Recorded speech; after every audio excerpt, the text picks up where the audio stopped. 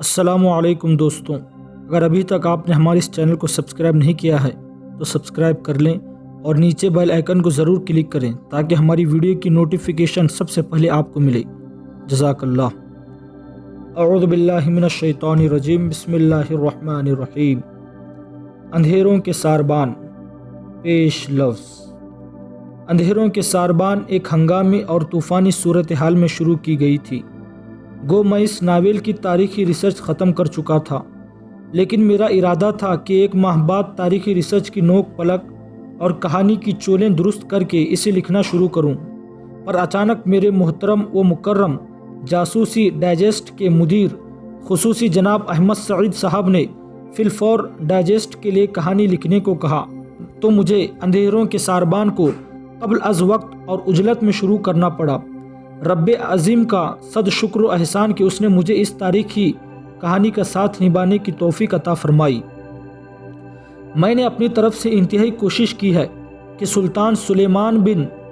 سلیم کے دور کی سب نمایاں واقعات کو اس ناول میں سمیٹ دوں۔ سلطان سلیمان کا رنگ گندمی، مچھلیاں خوب ابھری ہوئی، آنکھیں بے چین اور بھوری، ہونٹ پتلے، ناک نوکیلی، مونچھیں چھوٹی، داڑھی گھنی اور چہرے پر دھوپ کی تمتماہٹ کا اثر نمایاں تھا۔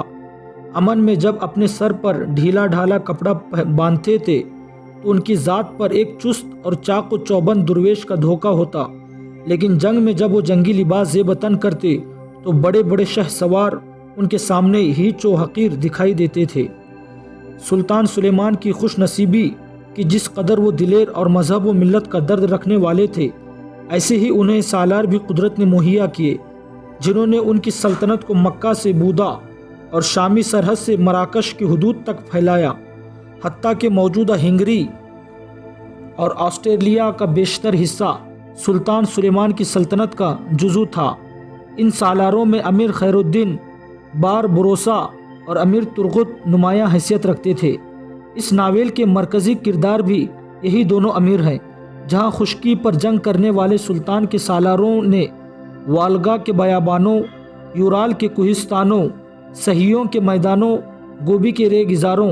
اور جنہیوں کی وادیوں میں بسنے والے ہند، آوار، بلغار، منگول، قزاق، سیتھین اور ازبیک قبائل کو زیر کر کے ستاروں کو کہکشاں، ذرے کو صحرا اور قطرے کو سمندر میں بدل دینے کی معجزات کا ظہور کیا،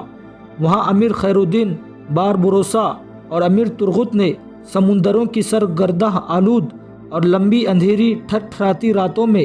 اپنے آہنی عزم اور استقلال اور جذب و جدان سے عظمتوں کے لالہ زار اور جرتوں کا شاہکار ترتیب دیے۔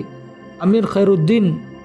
بار بروسا اور امیر ترغت نے اپنے مقصد کی ذہانت، اپنے لہو کی گردش، زبان کی جنبش، شمشیر کی طلسم، نفس کے طوفان، ایمانی جذبے کے زلزلوں اور اپنے اسم و جان اور اپنے نبض و نفس کی ہر قوت کو حرکت میں لا کر مدت کے روکے تلتلاتم خیز اسلامی دشمن طوفانوں اور دریا کی طرح پھپھرے مسلم قوم کے دشمنوں کو اپنے سامنے روک جانے پر مجبور کر دیا۔ انہوں نے اپنی ملت کے خلاف ہر موڑ پر کھڑی الجھن اور ہر دوراہے پر نصیب سلیب کو اپنی ہمت مردانہ اور جرت درندہ سے اکھیڑ کر رکھ دیا۔ ان کے حملوں میں زلزلہ انگیزی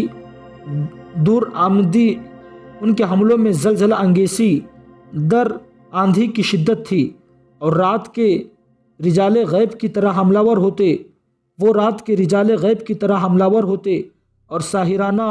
رسوم کی ابتدا کر کے مٹیالے رنگ کے دریاؤں، نیلے سمندر، شور مچاتی ابشاروں، عمودی چٹانوں، تنگ سر کرد کوہستانی دروں پر موت کی کمند بن کر چھا جاتے۔ انہوں نے علم عشق و مستی میں آواز کے سفیر کی طرح وقت کی صحیفوں میں زندگی کی تڑپ، عظمت و عزم اور جرت و بے باکی سے بھرپور داستانیں رقم کی۔